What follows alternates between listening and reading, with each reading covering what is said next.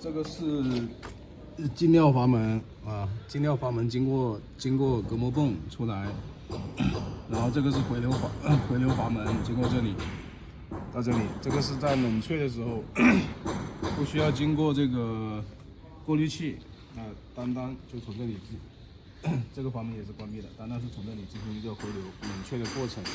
那你冷却完成了需要灌装的时候，就把这个关掉，然后把这个打开，啊，这个也可以打开，然后这个阀门是灌装的阀门，经过这个2个过滤器到这里，这里接管灌装。那这个阀门可以打开，可以关闭，这个就是出水。打开一下看看，哦，这个是出料的。对，这个是出料的。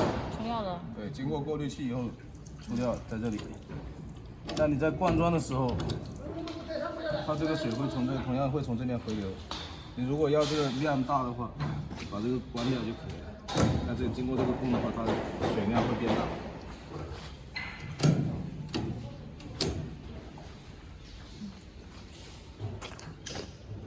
这个是排空气的，啊，这里面会有空气，它水过来它会有空气的，它是排空气阀的。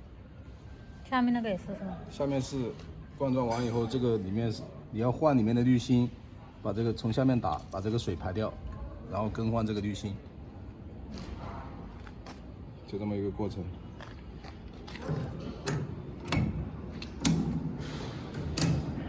然后这个控制面板。这个是总电源，然后这个是对，这个是机体，这个总电源，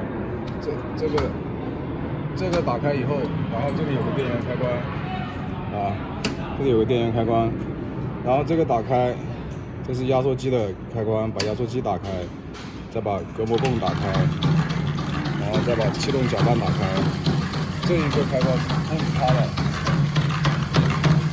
这一个开关控制上面这个泵的。这个泵的，这个泵上面有一个小开关，这个是调节这个转速的，调节这个泵的，这个泵你要它开快开慢都可以开快的。